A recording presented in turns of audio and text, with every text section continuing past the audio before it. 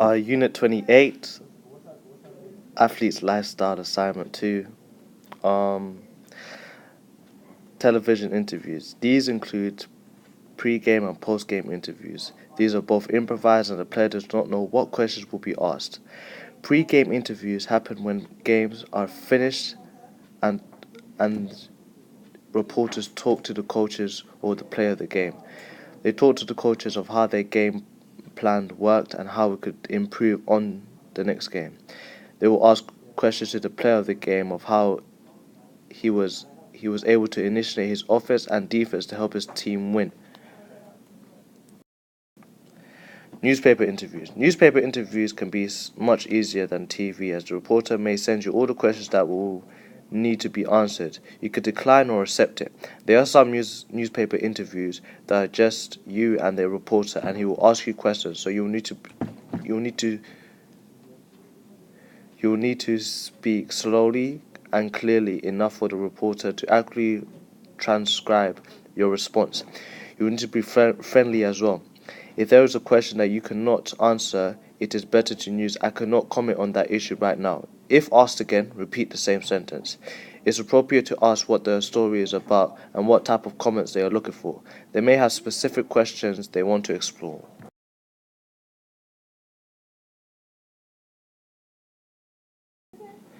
The person who I decided to analyze for the TV interview was Arsenal Wenger, and there are five things that stood out, which is appearance, language, which is verbal, language, non-verbal, knowledge, and preparation. The reason being is that he ticks all the criteria that are needed to make a good interview, and also some that he lacks on.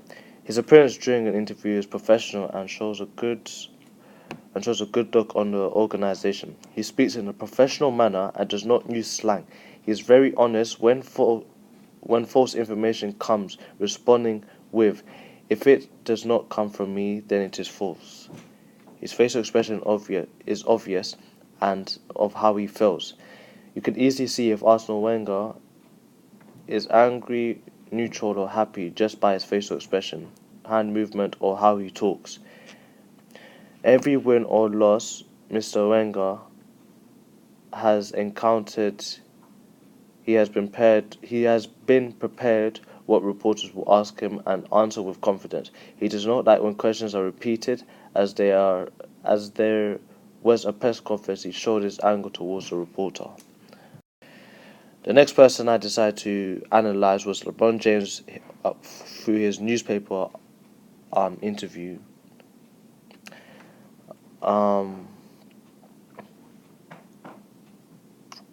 From December 7th, 2015, the issue of the Sports Illustrated magazine.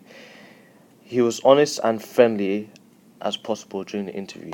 He was confident and remembered that he is an expert and represented the NBA and his team. He was prepared for most of the questions the reporter asked, and also he represented all his sponsors, the fans, and spoke very clearly towards the reporter. Personal delivery, he did do his own personal type of replies. He had time to answer them as well. Career. Importance of planning two career plans.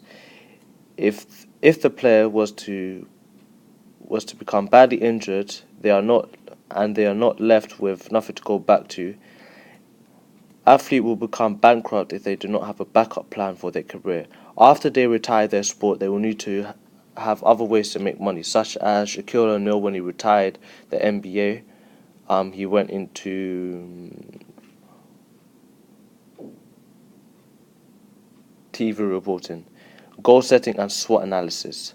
Goal setting is when you have a certain goal that you want to reach in a certain amount of time.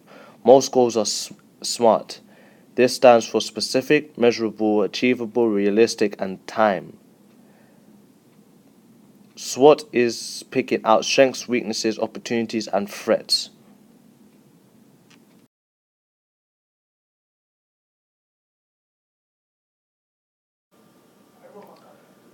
Joshua's long-term goal is to improve on his defense, whether it's off-ball or on-ball defense. When off-ball defense, he will need to be aware of um, what the opponents are doing. So if an opponent was to pass, he should know where that pass is going and should intercept it. If not, if he cannot intercept it, go to that person and guard him tight. When when an opponent has dribbled and picked up the ball, that's when you put much more defense on him, so he starts to freak out, starts to lose focus and possibly turn over the ball. When dribbling, he has to make it hard for his opponent to come towards the rim. Come towards the rim is one of the most crucial things in basketball, as going the closer you get to the rim, the more easier it is for you to score. So Josh has to play defense to the point that he does not let his opponent come towards the basket. So you got the short-term goal, which him just improving his confidence and him running a team and to be more vocal. That's one of the weaknesses that I did say in the last couple of slides. Then the medium-term goal is him just getting used to this type of defense that he should be playing, because in the team that he's playing in college, he's our starting point guard and he's probably one of the best offensive players in the team, as he knows how to do everything. He knows when to shoot, he knows when to pass, he knows when to drive. But when it comes to defense, he slacks. The reason why of that, because the factors that I said before is that his defensive awareness is bad. His defense, when a player passes him, he gives up. He may run towards them, but at the same time, the defense there is that it is all right, but it can be better, because there's some players that play much better defense than Joshua, and that's why most of the times we'll play him, but there's days when it's like, yo, we're gonna keep you up for this amount of time because you're not playing as well on defense. Because in a basketball game, in any type of basketball game, and every coach has ever said to me or any other player, is that defense is the most important thing in basketball. Why? Because it creates offense. You can't create offense and then leave.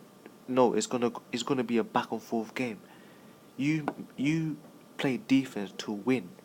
You need to stop the other team. That's the main objective in basketball. You need to stop the other team from scoring in your basket, and you need to play better offense. That's why when you play defense, they get scared that, okay, what they got to do on offense, because they start to freak out. The long-term goal I've already explained. He just needs to improve off-ball and on-ball defense, defensive awareness, contest shots more often, and then hopefully he can get onto his starting five in his outside team. Smart targets are something that you set targets for, and it has a meaning to it. So SMART: S is specific, M is measurable, A is achievable, R is the relevance towards the target that you're setting for yourself, and the amount of time, the time that you are given. Now, with Joshua, I'll talk about it throughout this whole slide. With Joshua, specific, I'll say just to contest more shots. With this, it is measurable, because if he was to record all his games, he could go back to them, look at what he's doing wrong and what he's doing right. What he could do is that with improving his defense, is that you can see the amount of times players go past him and the amount of times he has kept players out of the paint and made them take ridiculous shots, making them miss, contest more shots, keeping them out the paint, make the opponent make hard shots. That's the type of target I want him to reach. Achievable, it is achievable. Josh is a very talented player in the college team, and as I heard, he's very good in his outside team as well. But with his defense, needs to improve dramatically. But it's very achievable in a small amount of time as well, and the reason why I say small amount of times is because I believe in him. It's achievable because it's just small things, like shuffling his feet more often, um, keep his body down, no jumping. Yeah, I mean it's better to keep your hands up when someone comes into the paint than jumping, because if you're keeping it up, they may miss, they may score. If you jump, you may get a foul, and fouls are very bad out. Yeah, very bad, because as soon as you get 5 fouls, if I was a coach, if my star player was to get 5 fouls within, I'll say, third quarter, he is not playing for the rest of the game, because I'm not risking him to get fouled out and then us losing. I'd rather him sit on the bench. Now, relevance. What? Relevant? Of course it's relevant. Defense is relevant to basketball at all times. Um, the what I'm setting him is relevant because just defense in general is important. Defense leads to offense. Offense doesn't lead to defense in basketball. Time, boy, I would give that. I would give Josh probably like 3 weeks, maybe less, because he could do it. I've seen him. I've played with him, so he can.